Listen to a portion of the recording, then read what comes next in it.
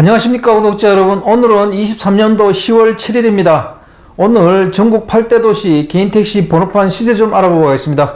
먼저 대표님 번호 소개 좀 해주세요. 예, 안녕하세요. 인천 개인택시 조합 지정업체 갈산상사 이원복입니다.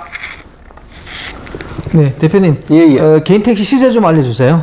예. 개인택시 시세가 인천만 소폭 하락하고 다른 타도시는 현상 유지를 계속하고 있는데요.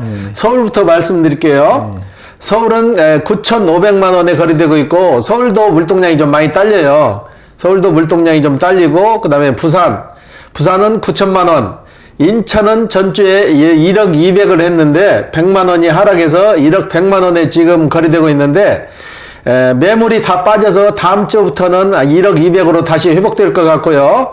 그 다음에 대구는 역시 그 하한가를 계속 유지하고 있는데 4,800만 원에 거래되고 있고요. 그 다음에 대전은 1억 800만 원, 광주는 1억 1,800만 원, 제주는 1억 7천만 원, 울산은 9,700만 원, 세종시가 가장 고액인데 2억 3천만 원에 거래되고 있습니다. 네, 대표님 인천 개인택시 번호판이 왜 하락했나요? 예. 전에도 말씀드렸다시피 추석 전후로 저울질을 하시던 분들이 팔려고 추석 세고 나서 한꺼번에 그냥 많이 파는 거예요. 네네. 물동량이 한꺼번에 많이 쏟아지니까 주춤한 거예요. 사는 사람은 그 물동량을 못 쫓아가니까 수요가 못 쫓아가니까 공급은 많이 늘어났는데 수요가 안 됐기 때문에 주춤했는데 이번 주 말을 계기로 해서 기존 재고들이 다 소진됐어요. 이제 팔려고 내놓은 매물들이 다 팔려서 가격대가 1억 100까지 떨어졌는데 매물이 없으니까 다시 소폭 상승해서 다음 주부터는 1억 200선을 다시 회복할 것 같아요. 네. 예. 매물이 없으면 가격이 조금 더 큰 폭으로 상승해야 되는 거 아닌가요? 개인 택시는 매물이 없다고 해서 한꺼번에 200만 원, 300만 원이 오르는 게 아니고 50만 원, 100만 원, 150만 원, 200만 원, 거의 50만 원 단계로 해서 올라요. 네. 예. 그럼 다음 주에 개인 택시 번호판 시세가 예. 얼마 정도 오를 거라고 생각하세요? 100만 원이 다시 올라서 한 1억 200선에 거래될 것 같아요. 네. 예. 그럼 1억 200선에서 뭐 장기적으로는 왔다 갔다 그린다고 봐야 되나요? 그렇죠. 1억 200 좀 더 오를 경우는 1억 300까지 오를 것 같은데 그렇게까지는 안 오르고 12월까지는 거의 2억 200선, 1억 100에서 1억 200선에서 왔다 갔다 할 것 같아요. 당분간은. 네. 예. 그럼 이번 주 거래건하고 저번 주 거래건 대비했을 때 거래량은 어떻습니까? 거래량은 전주에 하루에 일주일 단위로요. 일주일에 3대, 4대 정도를 했는데 그 평균 수치가 똑같아요. 3대, 4대로 계속 연결되고 있어요. 주 단위로. 예. 이번 주 거래건 중에 기억에 남는 거래건이 있으면 소개 하나 해주세요. 예. 서울에 사시는 분인데, 네네. 서울에서, 버스를 하시는 분이에요. 네. 버스를 하시는 분인데, 서울에 택시 하시는 분들을 모른다고 인천까지 내려오셨어요. 저희 유튜브를 보시고, 인천까지 오셔가지고, 제가 서울로 직접 출장을 나가서 그분 거래를 해드렸거든요. 서울에도 저희 같은 우수업체가 있어요. 우수업체를 찾아가가지고, 그분 경력 비례해서 계약을 체결하고 내려왔는데 이번 주 말경이나 이번 달 말경이나 이제 다 마무리가 될 거예요. 네네. 예. 뭐 어떻게 마무리된다는 거죠? 이분이 신체 검사를 해서 서류가 다 돼가지고 서울 사시는 구청에 강서구에 사시거든요.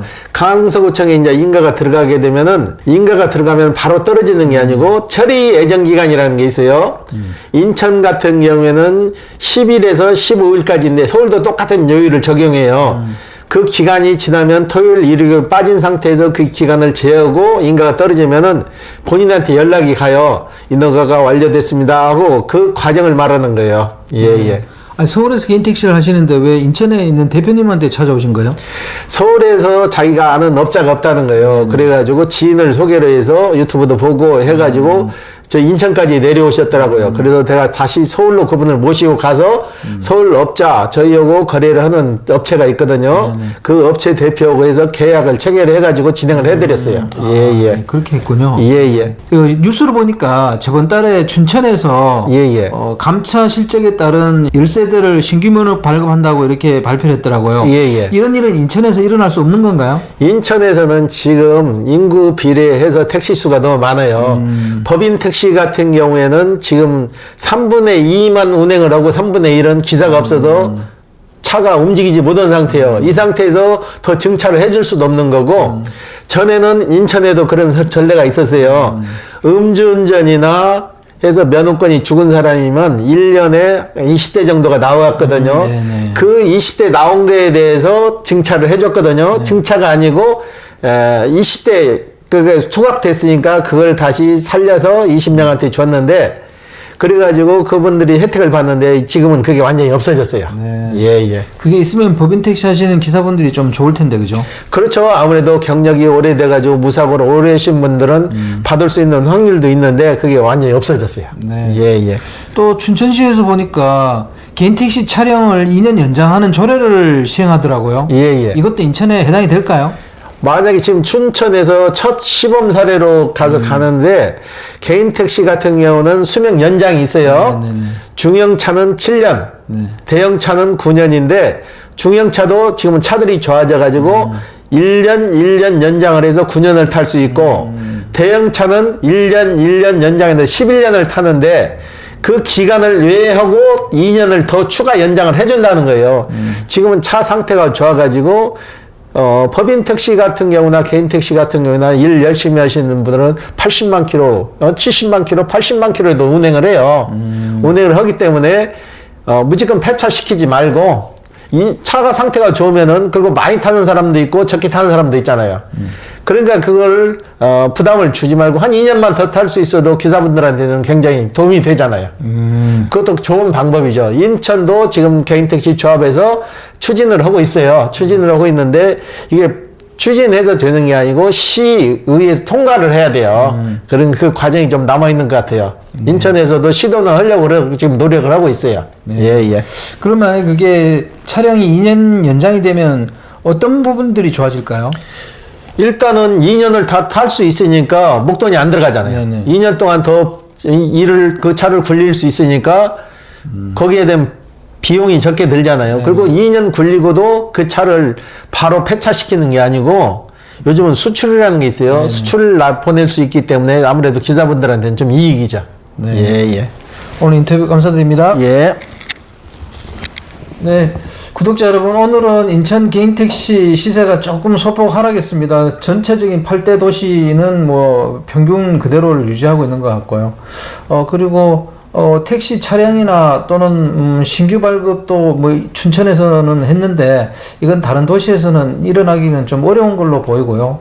전반적으로 개인 택시 시세는 뭐 추석 이후에는 전반적으로 좀 안정적으로 가는 것 같습니다. 자, 구독자 여러분, 다음 주에는 또 다른 주제로 호호아재는 구독자 여러분 찾아가겠습니다. 안녕히 계십시오. 호호아재였습니다.